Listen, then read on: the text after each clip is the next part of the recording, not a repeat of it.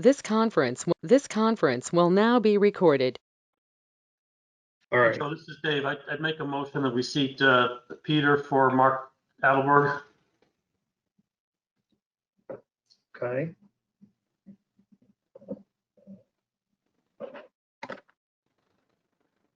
Second. I'll second it.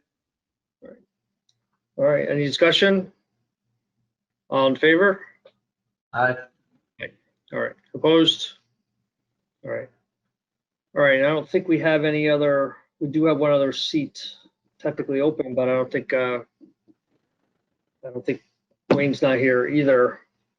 But I don't see Audrey, and I don't know if have we filled Prem's, just so I understand what's going on. Have we appointed someone for Prem seat or no? No. No, I'm not sure of it. I think the selectmen were reviewing the resumes, but I'm not sure where they ended up. Okay. No, we haven't. This is Bob. We have gotten no suggestions from the party for a replacement for Prem. We're waiting on that. Okay. All right. So we have our 5 members, which is 4 regular members and at least 1 alternate. So that's still a quorum for the meeting. So we'll go to item 3, which is the approval of the minutes from June 20, 2020. This is Dave. I have one change I noticed in there. Joanne, in the paragraph approval of minutes for March 31 of 2020, that paragraph gets down to the word submitted and then has a capital AU and nothing after it. And all the other paragraphs have a no discussion, motion carried unanimously. So I think somehow that got wiped out. And that's the only change I saw. So with that change, I would make a motion to approve the minutes of July 20. I would second. Tim second. Any other discussion? All in favor? Or anyone opposed? Not There's all abstain. Okay. All right, one abstention. All right. So public communications. So the one item I did send out a little bit late was the tax collector's report for August, and we'll talk a little bit more detail about that. You know, looking at that report, there's nothing of significance on that individual report, but we'll talk about tax collections and where we stand under the finance director's report. So if we have any public input at this point? I think we do. Okay, so we'll move to the finance director's report. And I guess due to the order, have to jump ahead, is that the finance director submitted a resignation. Her last day was September 11th. So I will cover some things in the finance director report, and then we'll talk about that briefly under new business again. So the reports that were sent out were as of August 31, 2020. There's nothing really significant. A couple things that I will point out there. So for just related to tax collections, if we look at compared to budget, we're at 54.4% of budget through August. So it means some people are actually prepaying January to be ahead of 50%. But so that's a good sign at this point. So at least if we looked at July collections across the board, almost every single one of my 25 clients, July collections were up, which I really didn't expect that. So I don't know, people just decided if I have the money in the bank, I'm going to pay the taxes and even pay ahead, because collections were that happened pretty much through the whole state. So the road fund, if you looked at that report, Fund 31, you'll see the budgets got transferred before they were ready to be transferred, because you'll see a lot of them that are negative. We will take a look at that and get that corrected for the next meeting. But It's just that I think the budgets weren't assigned to some of those road projects, or there need to be some transfers between projects. So those must have been the balances that got rolled, but the transfer should have been done before that, and they weren't done. So we'll take a look at that. So if you notice negative budgets in Fund 31, that's the reason, and we will be reviewing that and get back to it. June 30, I think an expenditure report out, and that's still not closed yet. I did meet with the finance director before she left to go over a few things in the status. There were some things that were corrected before she left, but there were a few things that didn't get corrected. So we do want to finalize that before our next meeting.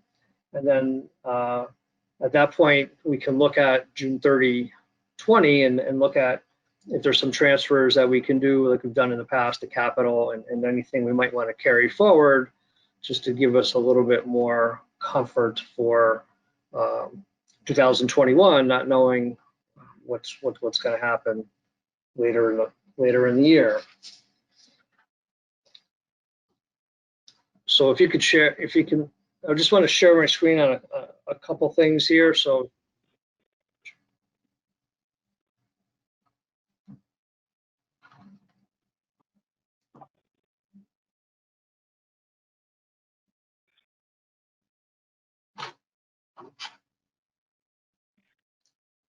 I don't know what screen is going to come up.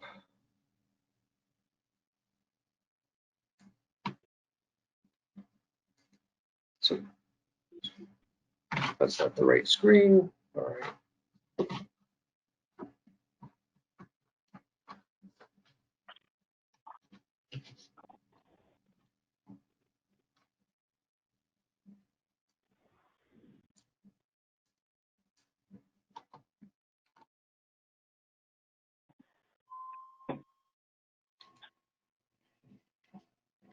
All right.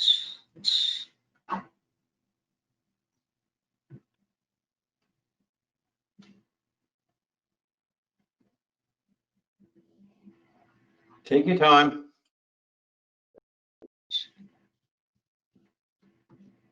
I have 3 screens and I can't get it to the right one that I need to get it to. All right.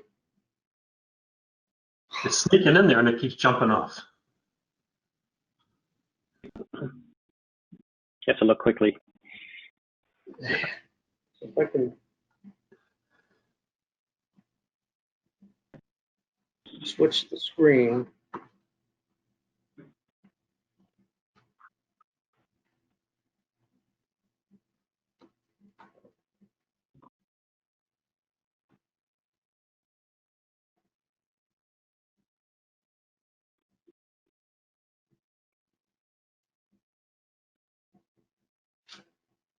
Can you see that? Did I get that right? Because I lost my view. Yep, you got it. All right. So we kind of talked about the last meeting. We're just looking to kind of look at where tax collections have been. And again, I didn't get a chance to fill this all out, but I did the first 6 months of the last couple of years. So looking at what the adjusted levy is down below. So for some reason in 19, we were at 43%. Last year was 37, and now we're at 40%. So, and then if you look after 2 months, we're pretty much right on as far as we've been at 53 point something percent the last several years. So the second line. So as far as where we are today, tax collections haven't really seen much impact of COVID. So because we're at least comparable. So again, I think we talked about like concern really is January, because January is when the payments may not have been escrowed, and what are the banks going to do, and are they going to? Some people say the banks may pay the taxes, because if they don't, they're second lien holder behind the town. But we really don't know what's going to happen. So we'll continue to track this. I'll fill out the rest of it, and we'll continue to track 21 to see where things are going. We're hoping maybe in September because of the October 1, the low interest program goes away on October 1. So September, we may see, although again, we had good collections in July, so I'm not sure how many people are taking advantage of it, but it's possible the September collections go up a little bit, that people are going to take advantage. If they did take advantage and they want to settle up before the interest rate goes back to 18%, then that most likely would be in September. So again, what on the revenue side, so far we look good, but we'll kind of continue to monitor this. And again, January is going to be the key month to see where we are after January collections, when the second installment of real estate is due. All right. I think that sounds good, actually. Yeah, well, it definitely looks good. I was surprised to see after 2 months we're right on with the 2 prior years. So we're not really feeling anything at this point as far as that impact.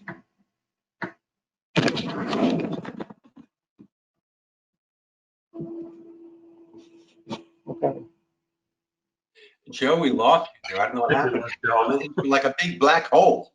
Oh, yeah, I closed my, I was on video because it seems to impact what screen I can move to when this is open. So once I get it set, I'll open it back up. But and then just a comment from last meeting, Tim, you asked, we do use a collection agency, so I don't have all the details, but we are doing that when we're talking about suspense. So we do use that to try to maximize collections if people aren't paying. So let's see. So next, there's a couple additional appropriation requests. And I think you were sent the information. So I guess I don't know if Bob or someone, whoops, moved again.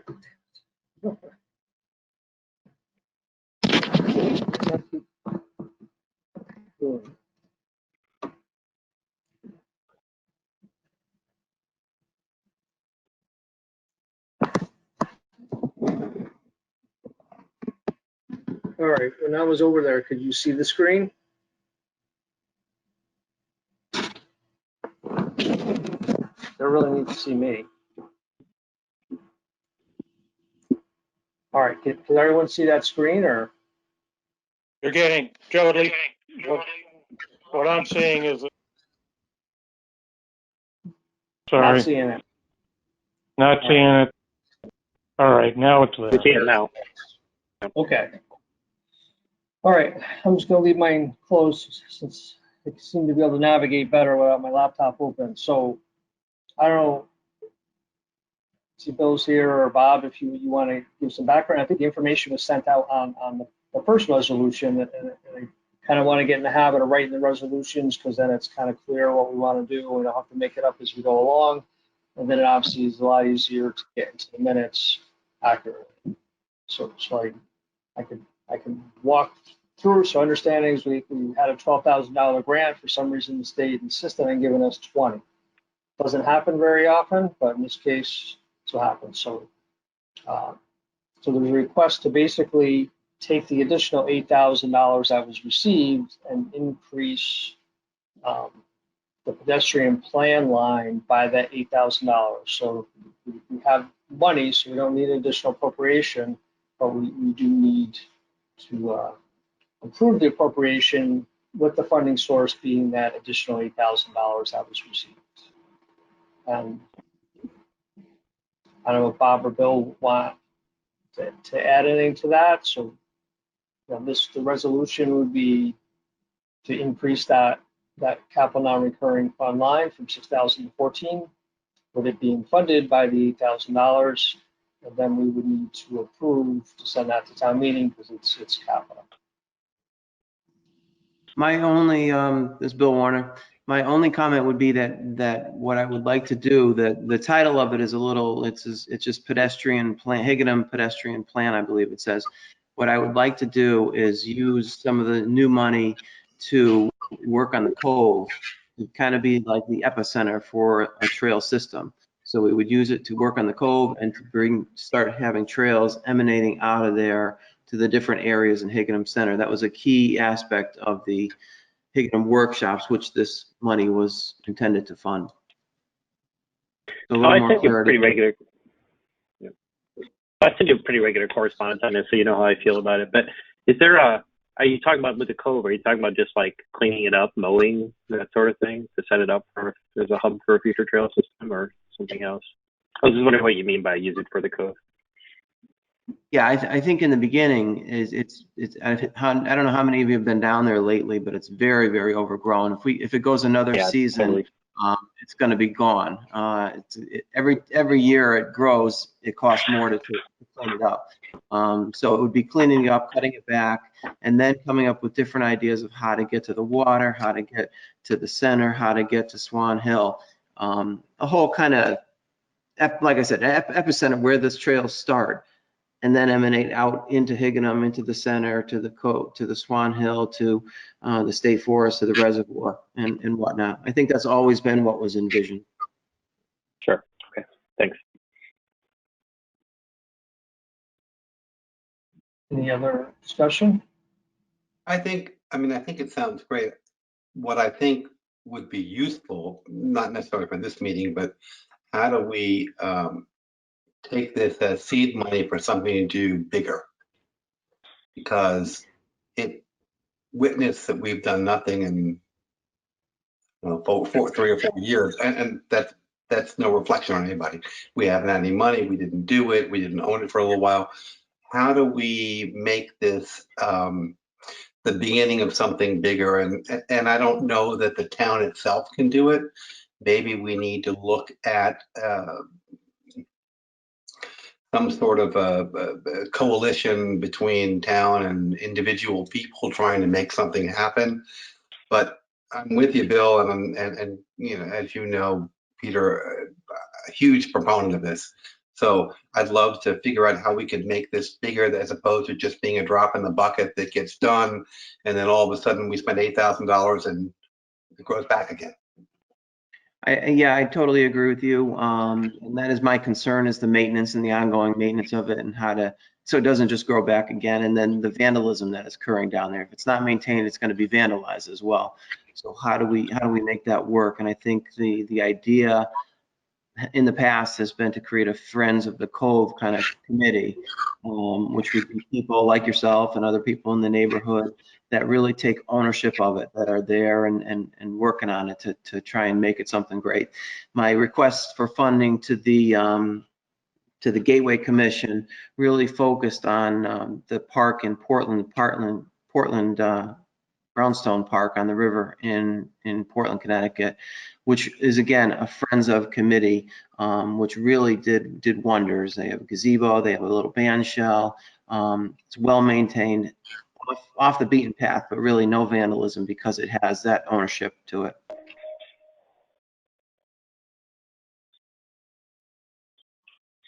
Well, let's take it off. I mean, Bill, I'd love maybe Peter and you and I and others who are interested to figure out how do we kind of search to reapply what they've done in Portland, because that sounds great.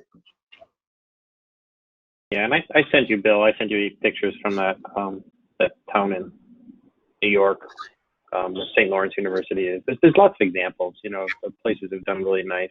The city in New York, this is way off topic, I'm sorry, I'll be really quick. But this town in New York where St. Lawrence University is, I'm forgetting the name of the town, but they had an old industrial area, they're near the river, and they've created these nature paths and area signs on the history and signs on the industrial ruins, and it's a tourist attraction. You know, people come in there and walk around it and look at it. Lots of families there when I was there. It's a nice resource for the town.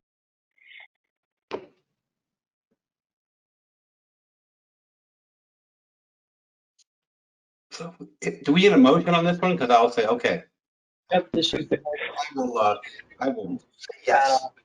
yes, and then second it, and then we can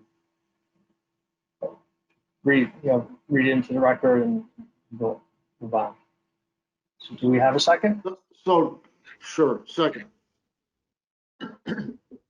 Okay.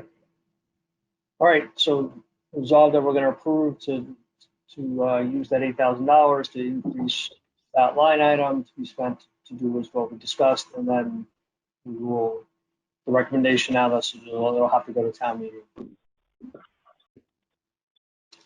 This is capital. All right, Aye. We all right, need, any questions? I missed a step.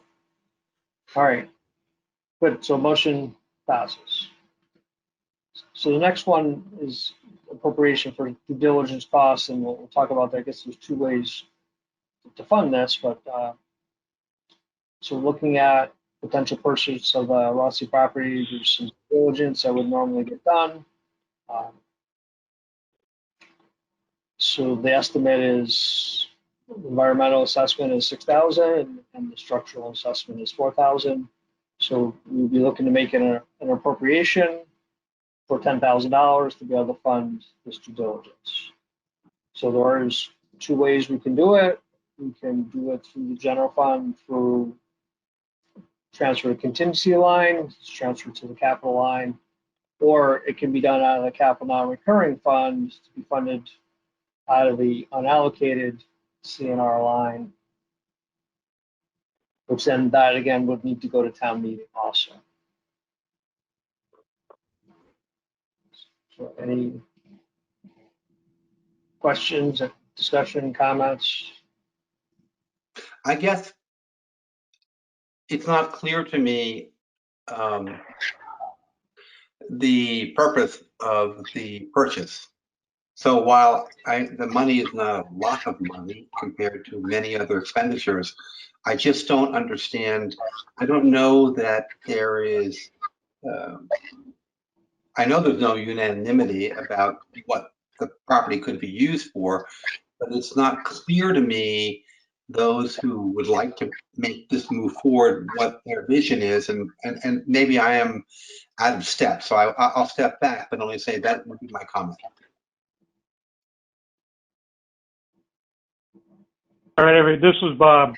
Tim, to address your comments, what we're looking at, there were a number of concepts that were presented during the charrettes for use of that property. But it's the centerpiece of the town. It's laid basically in fallow for 20 years. We have the opportunity to take control of it and develop it further. There is a local developer interested in putting a retail operation right on the front, couple of acres, 2 or 3 acres on the 154 side. The back half, right now, we're still using it as a town garage. And the rental, there are tenants renting property on there who would be able to remain for a while. I think ultimately we're looking at a mixed-use area. The town garage move there is a possibility, but that's a completely different item. But this just gives us control of that major piece of property. And frankly, I think, in my opinion, if we don't control that and make some things happen there, 10 or 20 years from now, it'll be the same thing. The other big advantage that I see, and then Bill, please speak up to add what I've missed, the town taking control of it, because right now that property is a non-conforming use, which means almost anything can be put on that property. Once the town takes it over, we can break that non-conforming use to bring it in compliance with our zoning regulations. And that's all I've got. Bill, do you have anything to add? Well, I guess my main point is that the Rossi property, they closed their business in 1994, and since 1994, I went through the file. It's a very thick file, and there really has been nothing positive since 1994. And it's all been, there's a lot, but it was all been pretty much negative. There's been no investment in the property. They basically have just been bleeding the money out of the property. And I don't see that changing. And as Bob indicated, it's non-conforming use, so it's not going to change if they sell it to somebody else. The only way to effectuate change is for the town to own it and then find a developer for it. I'd love to develop the whole property and not put Public Works there, but we have the garage there. So we rent 2/3 of our garage space for Public Works is on that property. They could kick us out in 30 days, and that would really create a real crisis in this town. So it's about stabilizing our situation there. But then there's a lot of benefits for water, potable water, the community septic, running a line through there rather than in Saybrook Road. saves us almost $150,000 right away. Trails, as I said, you know, if we really want to create something at the Cove, the reality is you maybe can get 8 to 10 parking spaces at the Cove. If you had the Rossi property, then on a Saturday night or something, when you had a concert at the Cove or something, then you would have the Rossi property to park on. So I really think it's as I've said in my presentations, which I can send out to you, it's the linchpin of Higginham Center. I mean, there's no mystery to why Higginham Center really hasn't changed over the last 30 years. When I got here, I said to Liz and Millardo, you got to deal with the Rossi property. And it's just a big black cloud in Higginham Center, and that's where we should be investing in revitalizing the center. So this is a big move for it, I think. And then the financials, you know, I mean, we would be collecting rent. We would be saving $36,000 in rent that we pay to the Rossi. We would be collecting another $65,000, I think, off the top of my head. A lot of it really just comes together and makes a lot of financial sense too. I mean, what you both say, and I'm sorry, I'll be quiet in a second because other people should speak, but makes good sense. Bob, what you're talking about in terms of people who are interested in the front of the property, perhaps I am the only newbie who has no idea what you're talking about, but I have no idea what that would be. So it's very hard to judge. I mean, Bill and Bob and everybody, like all of you, I think it is the linchpin, as you would say, Bill, of the town. And it is, I walk by it almost every day when I walk from my house to town to take a walk and get stuff and say, God, how lovely it would be to be something different. My concern is, what would that be? And I think just in the spirit of being community-minded, let alone fiduciarily minded, I just don't know enough about what the plan might be and what the parameters are to say this is fantastic. And totally, I agree with you. It shouldn't go to somebody else unless it's someone who's a friend of the court, so to speak. So I'll stop talking. I mean, I think, Tim, down the road, that's a decision down the road. I mean, you know, this is only for $10,000 to do the due diligence, which I think is important because it answers the environmental question, which is a big unknown on the Rossi property. You know, we have a lot indicating that it has been addressed, but we don't know. This will answer that, and it'll tell us whether structurally the buildings are sound. But that's all we're doing tonight. Down the road, we'll be coming back on how to fund this project, and that's all going to be up to you too. So, you know, and there will be a lot more clarity at that point. My bad, but just $10,000, we should, in my opinion, we should do it. Just $10,000 tonight. Yeah, Tim, and just to add to this, again, this is off field, but if you're going to link the Cove to Swan Hill and to Higginham Center, it has to go through the Rossi property. I mean, I've walked that property as much as anyone in town. And there's really, you can't walk along the river. There's just no space. Or you can walk through Sue DeCarli's property, which you probably would appreciate. So it's the Rossi property actually would be a place where, I don't know if you ever go to a place like Collinsville or something like that, but there's parking, there's kiosks, and it's the sort of stuff they can put at the back of that property. Oh, I'm not saying that's what we're doing today. I'm just saying that that's conceptually that property and understanding environmental. I'm totally with you, and I think if we were to create a place where she brought BYOB, she'd be okay with that. But I'm kidding. Yeah. And Bill, this is Dave. Just a quick question. In the plan you're envisioning, would the town own the property long-term and lease it out to the developer, or would we sell that portion of the land to the developer? It would be wonderful if we could lease it out and really, really generate a lot of income out of it, but the chances are the developer is going to want to own it. It's just, nobody wants to lease a property, they want to own it, so I'm sure he would want to own it. Interested in price. It's an exciting opportunity. It's an existing company in town that is interested in doing something there. It could come out very nicely. I think there's also potential along the side, on the HES side with the community septic, to do some residential too. Nothing significant, 30 units maybe. That would really bring people and feet on the street. It would connect HES to the center, which really is kind of, if it's not removed, but it feels removed from the center. And I think, you know, bridging that gap with sidewalks from HES down to the center along the Rossi property would make a big contribution. The developer understands that that would be on him to make that connection if that goes forward. And again, that's a sale would be up to you and the Board of Selectmen, and the development would be up to planning and zoning. So lots of meetings still to go. Thanks. Joe, do you have a particular recommendation about which it's early in the year to grab a big chunk out of contingency? We have money in unallocated CNR. Do you have a recommendation on which one of those two options? I think the CNR one makes more sense because if it turns into something else, then line we have to appropriate more money if it goes forward. But it makes more sense. It's more capital non-recurring versus, like you said, contingency is only at 60 and it's only 2.5 months in. So. Okay, so I'll make the motion that we adopt this resolution with the wording listed under the or choice. A second it. Excuse me, could I just point out something? In the contract, we have a 90-day due diligence period. I don't know when the town meeting is. If it's soon, then that's not an issue, but we only have a 90 days to do the due diligence, which with the environmental could take a while. So I'm just pointing that out to you. Yeah, this is Bob. Bill, just actually for everyone's knowledge, we're going to be holding a special Board of Selectmen's meeting this Wednesday.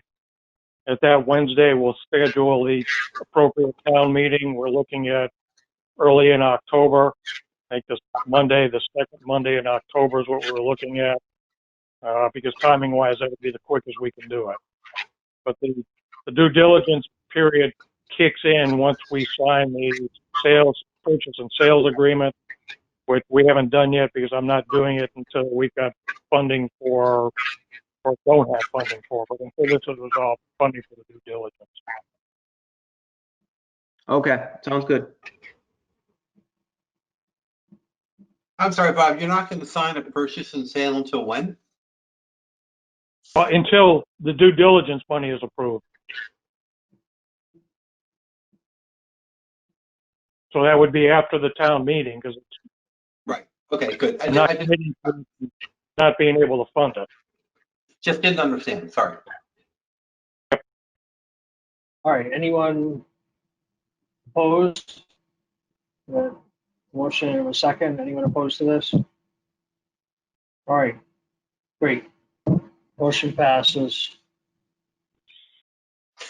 For whatever it's worth, just as we close this one out, and I don't know if this is appropriate or not, so please tell me if it's not.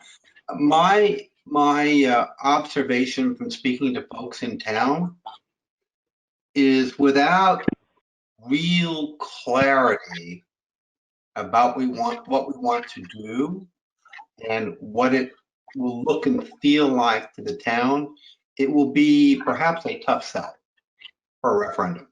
So all I'm suggesting is, and I'm happy to help in any way I can, how do we make this, help people understand what it could or couldn't be and what it will be and what it won't be?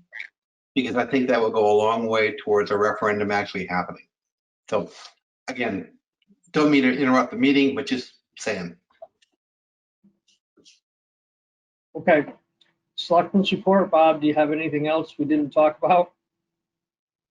Not really. You stole all my fire on the transfers, and then coming up next, we're going to be talking about resignations, which you've already talked about too. So really, those are the highlights for me. Right. All right. Yeah, as you mentioned, the finance director, her last day was September 11th. So hopefully this week, and I got to get back to Joanna on the description that we'll get back to her tomorrow, the latest on that, and then we'll be looking to post that job to fill that back up, so we have the support. So for now, I'm trying to work with Linda to do what we can. So that's why things are a little bit late, a little bit delayed. And then, of course, the audit's going on also. So the other item under new business I wanted to talk about is get everyone's thought on possibly the next meeting to be in person distance that they can, at HES. I guess there's other meetings that have been held, but I talk about some of the year-end transfers and that. I feel like it would be valuable to be able to have a discussion. So I'm throwing that out again just to get an idea if people would be comfortable with doing that. And again, I guess I wasn't at the public or the planning and zoning meeting, but I guess that has been done before. So if there's any comments or you can email me if you, I guess, but I wanted to throw that out because some things are a little bit more complicated to discuss than others. If we're not comfortable, then we'll, whatever feedback I get, we'll go in that direction and do the best. Hey, Joe, this is Dave. I think it'd be great to meet in person again. I would also suggest that we make arrangements to use the go-to meeting as well for those who aren't comfortable meeting in person.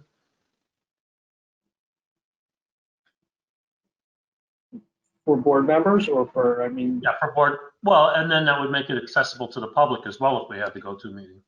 yeah, I'm not sure on the logistics of how we do both. Usually you're looking at the screen, but we certainly can look at facilitate that. I'm not opposed to meeting in person at all, but the planning and zoning meeting was held in person because there was a big town issue about it, just demolition of an historic building that I think people had strong feelings about, so it was well attended. Would we have issues that would make it such that you think it's to be a well attended meeting, or is it just, if it's going to be us sitting around a table, it might not be, the going to HES might not be as appealing. Yeah, I don't expect it to be well attended, and I guess I certainly could just map out and get that out to everybody, and it can be done remotely. I guess. Yeah. Whatever you want to do. I'm just saying, I think the PCC meeting was held there because they knew a lot of people wanted to be there. All right. Yeah, I would that. It's never happened yet, so we're a finance meeting anyway. Okay, so we'll see that. So I don't know if there's at this point any public comment.